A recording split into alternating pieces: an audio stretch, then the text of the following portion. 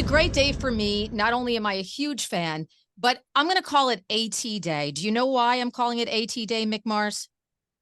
No. American Treasure. That is you. It's AT Day on WDHA's Reconnect with Rockers. I'm so excited to have you on the air, on the Zoom, and on the feature with me. Thank you so much for the time. It's all good, man. Anytime. Yay. First of all, you Thank look you. fantastic. You look great. And the other side of Mars sounds incredible. We are getting a brand new record from you on February 23rd. I Hmm. love the title. I want to talk about guitar. We're going to talk about that in just a couple of minutes, but I want to talk Okay. about the other side of Mars.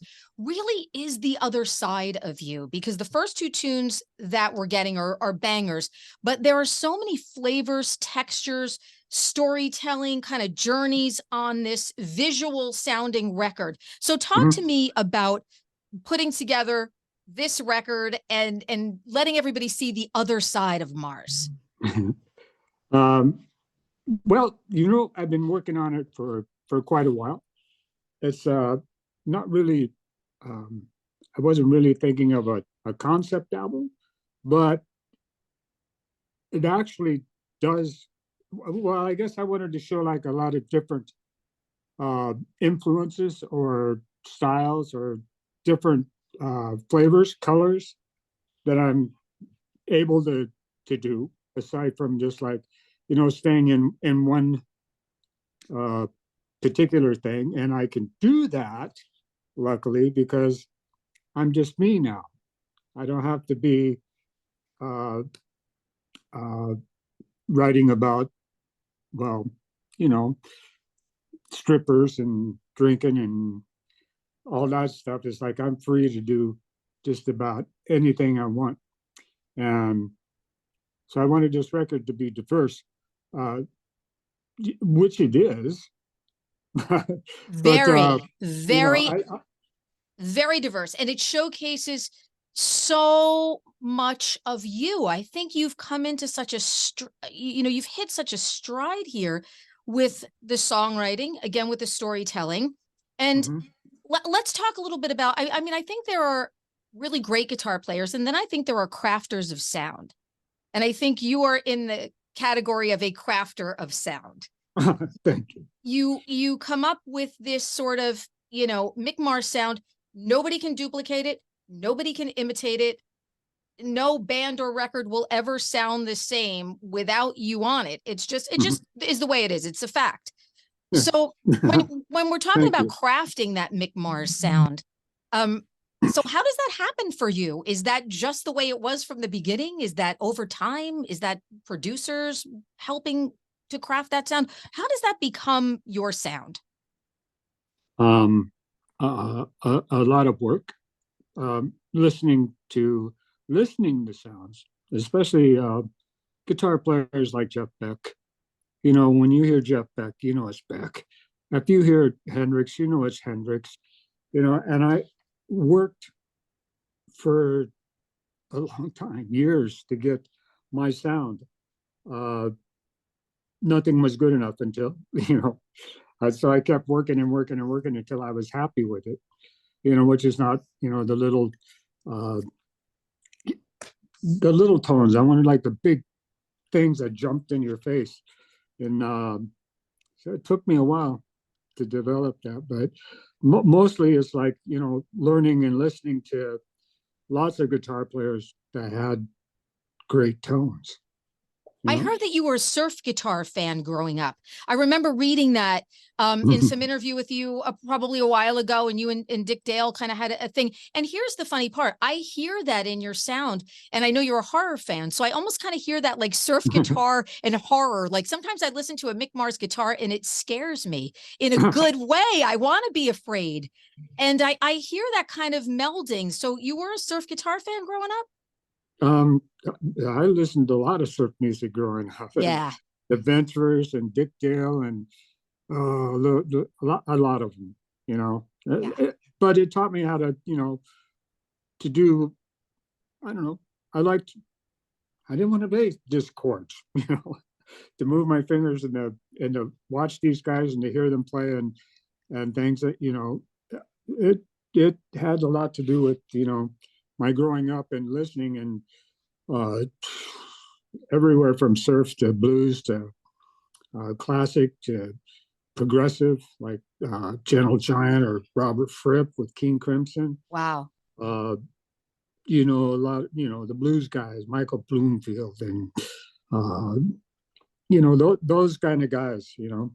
So I learned a lot of different things from a lot of different artists. Um, I don't know. Yeah. I, And that, and that, I, and I that, didn't want to. I didn't want to take lessons either. I wanted to play it my way. yeah, of course. And you didn't have to, and you didn't have to. You have this amazing, incredible, distinct sound and tone and feel, again, that cannot be duplicated. And you know what I love? Everybody sees that now. Mm-hmm. Like I Now, just love that. You know, I was going to yeah. save this for the end of the interview and ask you about this fan base, but let's do it now because we're kind of going through this. But Mm-hmm. there's a whole Mick Mars fan base, very separate from the Motley fan base. And Mm-hmm. you are so appreciated, I think, as the artist that you are. And you've got to see this because, you know, on social media, everybody's on social media. Everybody's a keyboard warrior. Everybody's got trolls here and there and stuff. But you seem to have this fan base that is so loyal and supportive of you. And that has got to mean something, especially now at this point in your career. Oh yeah. Yeah. It means a lot. I mean, what can you really say? You know, except for, you know, thank you to all those, you know, fans that are sticking with me and hanging in there and like digging my new songs that are coming out and all that. Is like, you know, it's a really uh, you know, it's hard to describe. I don't want to sound like a weirdo, but it's like that warm, that that support gives me, the Yeah. security of acknowledging my playing, the way that I play, the way that I write, the way that you know, just me, what I am, you know, even when I'm this old. No, but None of us you are know, getting but any younger. None of us feel any younger. And look, oh Lord. and it's so funny too, because you've been giving us so much for such a long time that, my friend, you have earned number one, you've earned those rewards. And number two, you have earned the right to make any kind of record that you want to, my friend. Because I don't think that sometimes fans also don't realize when an artist gives us so much of their life and so much of their time with touring and flying and being around people that maybe sometimes you don't want to be around or you don't want to be around.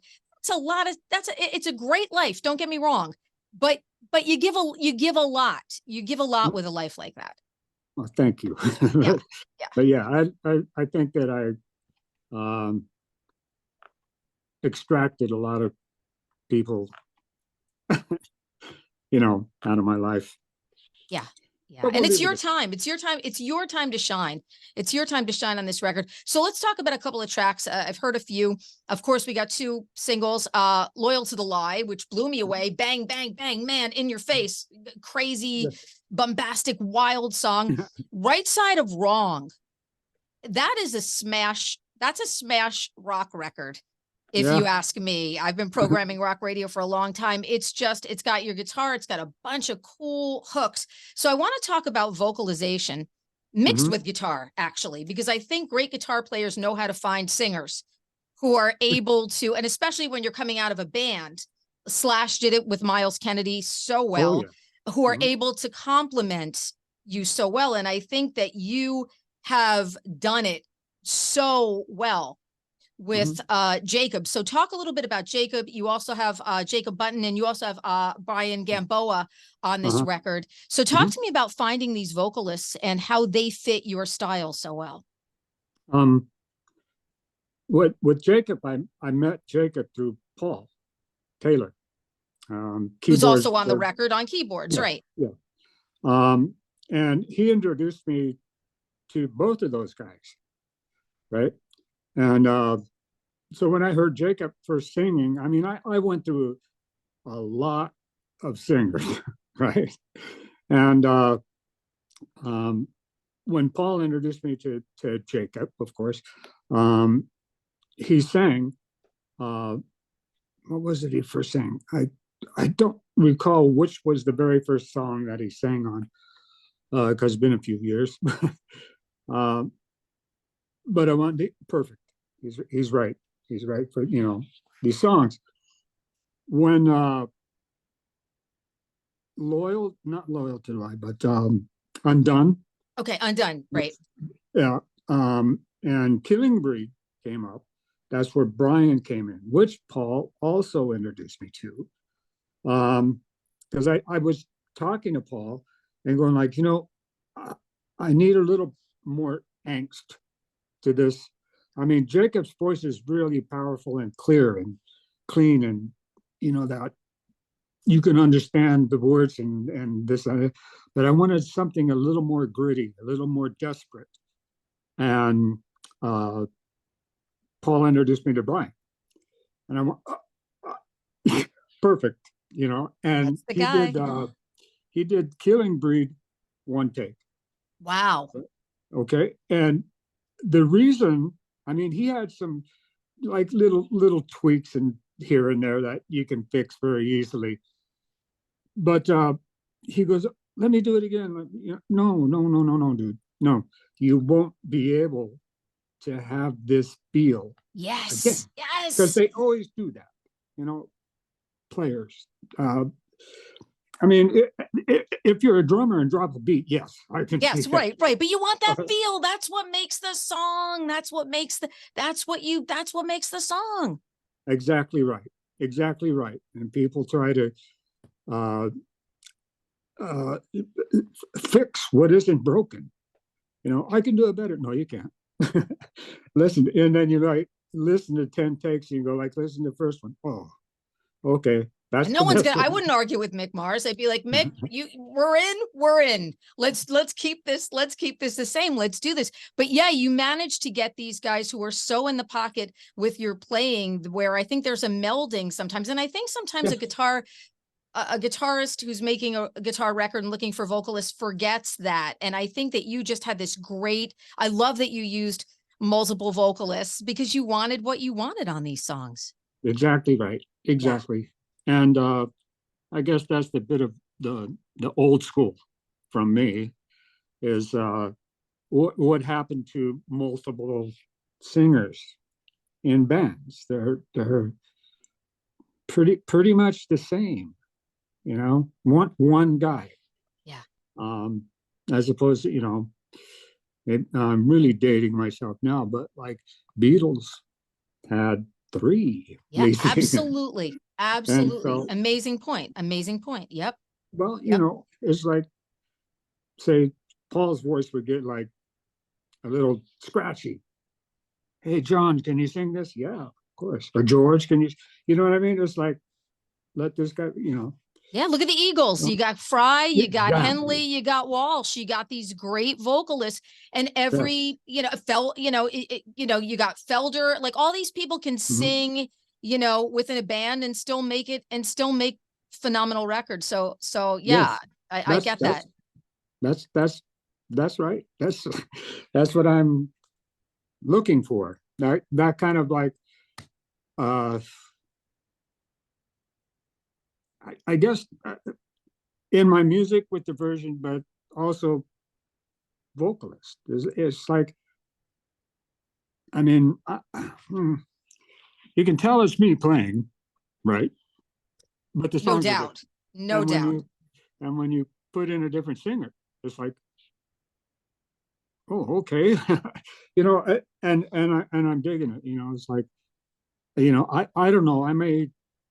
On this next record, I mean, I got some written because there was so much time in between releasing this record, but I mean, I may dip like a little back and do like a weird blues song, or a funk or a soul song, or something like that. The old Motown stuff. Yeah, absolutely.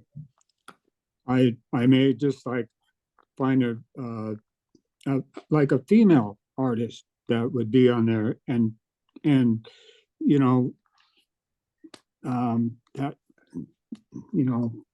distinction to go like, I'm going to be different. I Yay. don't want to be stuck in this little pocket when I know there's a lot. I'm you know, I'm not exactly a young guy, but Well, you sound very I have so inspired. You many- know, this is inspiring you. You sound like such an inspired artist now. And I think that that's what making music is about. It's about feeling inspired. And you sound like you're very inspired. Yes, well, I've always been this way, to think differently or out of the box, and now that I'm on my own, I can expound on that and go different places. I mean, I actually wrote a song, a surf song for Dick Dale to play on with me in harmonies, but unfortunately he passed Yep. before I could get to him. Oh, and you guys were Well, friends. I heard still you guys have were it. buddies too, right? So it wouldn't have been that hard to get that done because you guys were buddies. Yeah. Yeah. Uh, Well, oh speaking of well, old but friends, I speaking don't of know. old friends, we'll talk a little bit too about Michael Wagener, Oh, yeah. who has produced this record. You know, Mhm. Michael's done so. I mean, his resume between producing and engineering and mixing. I mean, if you think of a record, he's done something on it. Like he just has Oh, yeah. such a long resume, but it's got to be super cool because it's full circle. He worked on Too Fast for Love. Now he's working on this Mhm. record with you. Now, I also remember, stop me if I'm wrong, has he retired since making your record? Yes, Yes, I'm the last record that he made. it's the last one. Yes, Wow, I didn't realize it and was the last one, but I remember and reading that he was retiring from, producing and engineering and being like, wow, wow. And then I remember reading that he did your record. So I was like, I yeah, wonder if Mick's record was the last one that Michael Wagener did. yes, and also the first with Motley. Crazy. Wow. But you guys predated knowing each other. You guys knew each other. So that has to be, see, this record is special in so many ways, I think, too, because you guys knew each other pre-Motley, pre-Too Fast for Love. So he does that. That's his first. You're, a young buck coming out of the stall on the record. Then you guys come full circle. He makes this dynamite sort of Mick Mars solo coming back into the stall record. It's his last record. That's some special shit going on here. Oh yeah, Yeah. We've we've been together. I mean, together. We've been friends for way along 40-45 years or so. Wow. Back in the days of, I met him in Udo, Dirk Snyder. From Accept, yep. Back when I was playing in a club band. Yeah. And yeah, so it was cool. I mean, Accept was looking for another guitar player, and they considered me, right? But then there was this other thing of the possible, like, the Motley thing happening. We hadn't had, like, in other words, I was in the middle of two decisions, so I was like, I better do this. I don't know if I'm ready to live in Germany or not. So Yeah, right. But not to be a mean guy or anything. But, Right. No, you wanted to go to be in California if you could. Why not? yeah, well, so yeah, I chose, the way I did. So Yeah. but we go way back, and good memories. Yeah. And I would imagine for him too. It's funny because when I was reading a little bit, the bio of the record, and it said, you want to make a mean, aggressive sounding, and I thought, well, yeah, Michael Wagener's the guy to do it because I think he's so in the pocket with that, with that sound for you and for your guitar playing. Yeah. Yeah. Michael, he knows. So you're telling me that you've got a lot of music in the Mick Mars arsenal. There's more music coming. Oh, yeah. Yes, I already have 4 very solid songs. They need to be tweaked a little bit, but they're really solid ideas. They got to play and work with whoever it is that I'm going to work with. I love it. And we're just getting ready, by the way, for another single to be released, Right Side of Wrong. These videos too, I wanted to mention the videos. Videos are so cool. I've always thought of you, I mentioned it earlier, as a very visual artist. And the songs are very storytelling. You know, there are songs that definitely I listen, you listen to growing up. I could never listen to an Iron Maiden song without getting a visual, and I get that with a lot of these songs from this record. And I think the videos are so incredible too. And I love that you're you're like the star of a lot of these videos with this with this cool Mick Mars persona, as you should be. They're your songs. So talk to me about putting these videos together, and why was it important for you to do them the way that you've done them? And for those of you who are listening or watching that have not seen them, please Google them on YouTube. The Loyal to the Lie video is awesome, and the Right Side of Wrong video is great. I love kind of that like Mick character, monster kind of character, doing the Mick Mars classic faces and stuff. I love it. Let's see that song.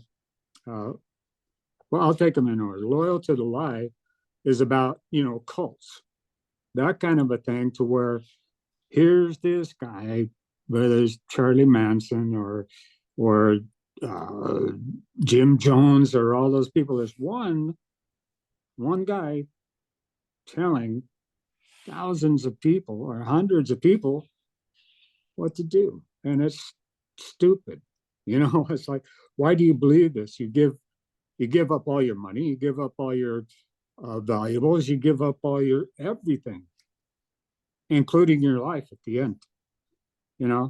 There's all those people I drink the Kool-Aid or whatever. So, or the sneakers, and we're going off to the planet or whatever. Yeah, I get it. Yeah, crazy. Heaven's Gate. Yeah, that's the God. He's going to help take us away. And it's like, don't believe this guy.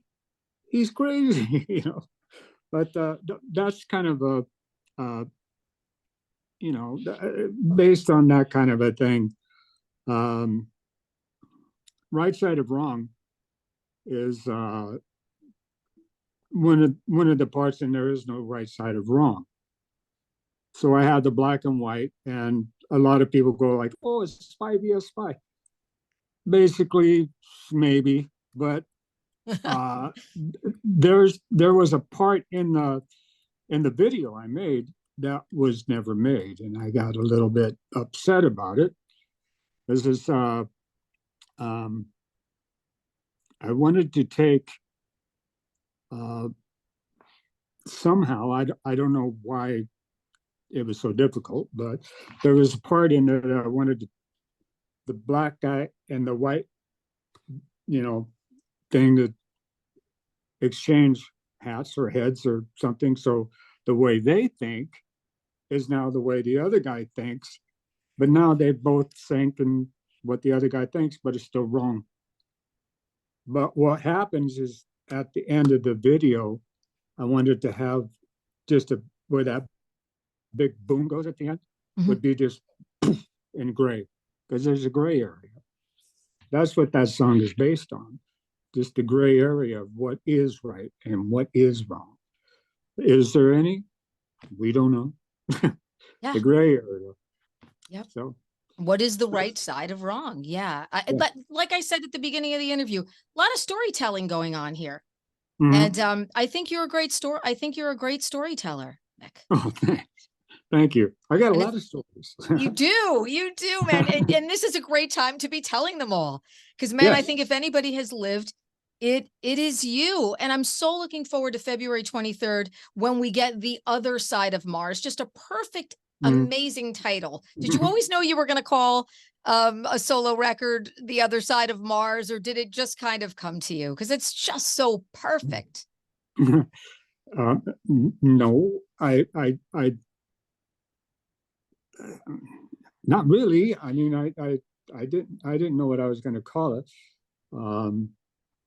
And one day, I guess, that just came to me, because it's another side of me. 100%. Yeah. So it was, I don't know. Peter Frampton comes alive. Right? Yeah, right, right, So, right. Right. But I don't know. this is more perfect. This is even more perfect than that because it's the timing. It's the other side of you. It's you, kind of standing front and center there. And you know what, my friend, as I said, you've earned it, man. You have earned making a great solo record. And I love reading comments on your socials because I just love seeing the fans appreciate you for the guitar player and the artist that you are. Yes, I do too, as well as all, with the fans and things. But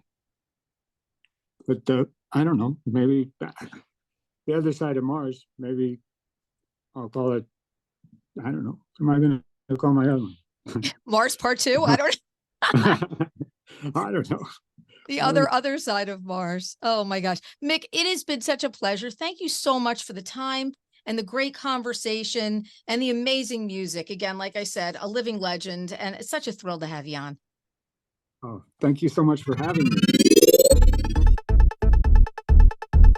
DHA's Reconnect with Rockers is powered by Dover Dodge Chrysler Jeep Ram on Route 46 in Rockaway.